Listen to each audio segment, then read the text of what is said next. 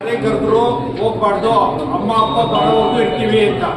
ಆಮೇಲೆ ಯಾರೋ ಹೊಸಬ್ರು ಕರೀತಾವ್ರೆ ಅಂದ್ರೆ ನಮ್ಮ ಟೀಚರ್ಸ್ಗೆ ಹೇಳ್ಬೇಕು, ಹಿಂಗೆ ಬಂದವ್ರೆ ಕರೀತಾವ್ರೆ ಹೋಗೋದ ಬೇಡ ಅಂತ. ಆಮೇಲೆ ಪರಿಚಯ ಇರೋರು ಕರೆದ್ರು ಹೋಗ್ಬಾರ್ದು ವಿತೌಟ್ ಯುವರ್ ಟೀಚರ್ಸ್ ಪರ್ಮಿಷನ್ ಅಲ್ವಾ? ಹೋಗ್ತೀರಾ ನೀವ್ಯಾರು?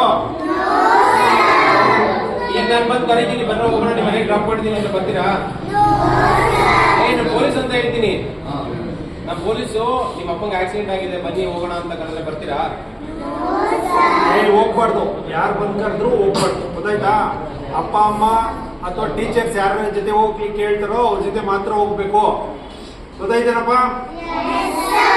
ಯಾರು ಅದರ ಚಾಕ್ಲೇಟ್ಸ್ ಕೊಡ್ಲಿ, ಏನೇ ಕೊಟ್ರು ನಿಮ್ಗೆ ಎಷ್ಟೇ ಇಷ್ಟ ಇದ್ರು ಇಸ್ಕೋಬಾರ್ದು, ಅವ್ರ ಹತ್ರ ತಿನ್ಬಾರ್ದು. ತಿಂದ್ರೆ ಅನ್ಕಾನ್ಶಿಯಸ್ ಆಗ್ಬಿಡ್ತೀರಾ, ಎತ್ಕೊಂಡು ಹೊರಟೋಯ್ತಾರೆ.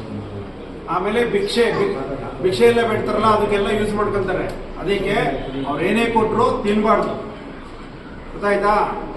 ಹೊಸಬ್ರು ಯಾರೇ ಕೊಡ್ಲಿ, ನಾನು ಪೊಲೀಸು ಆಗ್ಲಿ ಅಥವಾ ಏನೇನೋ ಸುಳ್ಳು ಹೇಳ್ಕೊಂಡು ಬರ್ತಾರೆ, ಬೇರೆ ಈ ತರ ಡ್ರೆಸ್ ಅಲ್ಲಿ, ಮಫ್ಟಿ ಡ್ರೆಸ್ ಅಲ್ಲಿ, ಬೇರೆ ಕಲರ್ ಡ್ರೆಸ್ ಅಲ್ಲಿ, ನಮ್ ತರ ಯೂನಿಫಾರ್ಮ್ ಅಲ್ಲಿ ಬರಲ್ಲ.